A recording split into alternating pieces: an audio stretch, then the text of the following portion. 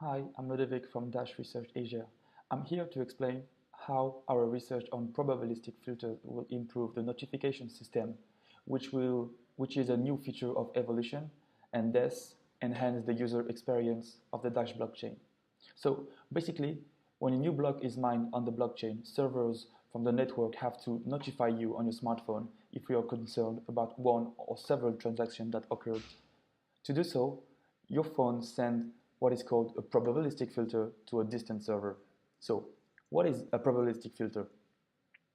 You can see it as a container to which you can ask, do you contain this item? The two possible answers are definitely not or possibly yes. The notification server is simply a server that asks thousands of filters if the transaction uh, that he knows about are of your interest or not. With the current filter that are used today, and with the increase of the block sizes and the number of users, the notification server would be too slow to work, and alternative techniques would be highly battery consuming for your cell phone. While my colleague Yang is focusing on optimizing the way servers deal with this filter, I am researching new types of filters that have nicer properties. First, I need to introduce the current filter that we use, the Bloom filter. The Bloom filter is a bit array, initially all set to 0. To add an item to the filter, you pass the item through a hash function that pseudo-randomly gives you some location where to put bits to 1. To query if an item is inside, you pass this item in the same function and check if these bits are set to 1 or not. If they all are, the item is probably inside the filter. If not, it is definitely not inside. But this filter has two downsides. First, it is not memory optimal, and secondly, it is not fast to query. Information theory tells us that the minimal possible bits per item is given by log of 1 over epsilon. For the Bloom filter, the optimal bits per item is 1.44 times log of 1 over epsilon. So we have an overhead of about 50%. Um, so I have studied a lot of different filter and variants of the filter that are either more compact, like the Cuckoo, Golomb coded sets, Morton filter, compressed Bloom filters, or that are faster to query, like the Cuckoo filter or the SIMD blocked Bloom filter. The SIMD blocked Bloom filter is the option that for now is the best for our purpose because it is 10 to 15 times faster. So how does it work? It works almost like the standard Bloom filter unless, before setting pseudo-random bits to 1, another hash function selects a restricted area where to set these bits to 1. This slight change may seem like nothing, but this allows for CPU optimization techniques such as multi-threading, vectorized queries, and SIMD instructions. The Cuckoo filters also provide significant improvement on query speed and are memory efficient. Currently, I'm working on implementing another type of filter, which is called the Morton filter, that might be better in memory usage and query speed. With this notification server working, your battery will be well preserved and you will get notified faster whenever you receive money or you pay something.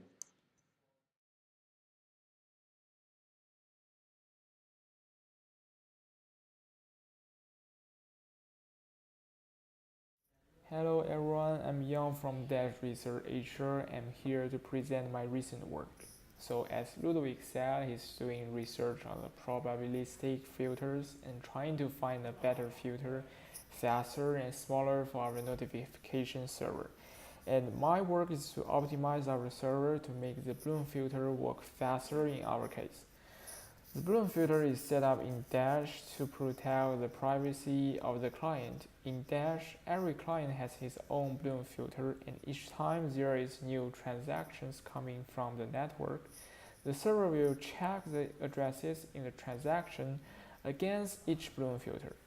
So as you might know, what is stored in the Bloom filter is not the address that concerns the client. Yet it's the hash of the addresses, and that hash is adjusted with the size of the Bloom filter. In our case, Dash has applied the murmur hash function. In the simple way, the murmur hash function uses the addresses as the input, and it is a few basic operations like multiply and rotate. After these transactions, it will give us a hash value as the output. As a result, one's murmur hash calculation will take around 3 milliseconds. It sounds like very fast, but as we have so many addresses and so many clients, the processing time is still too long. So, how to accelerate it? Well, in our case, one address will be calculated using murmur hash function several times because we have many clients for one server and each of them needs to be checked. To avoid the useless repeating calculations, one solution is to set up a data structure in the Bloom filter to store every hash value that is first calculated.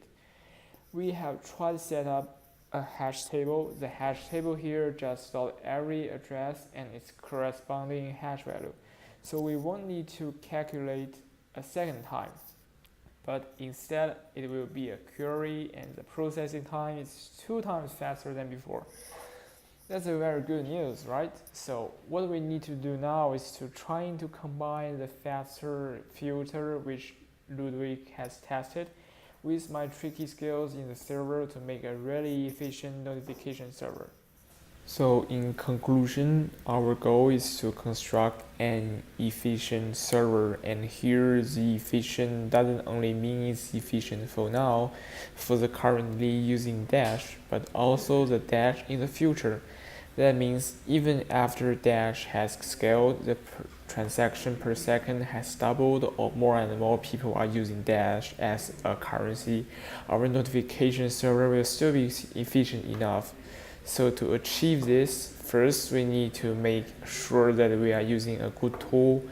That's basically what Ludwig is working on, trying to find a faster, smaller filter which will save much processing time.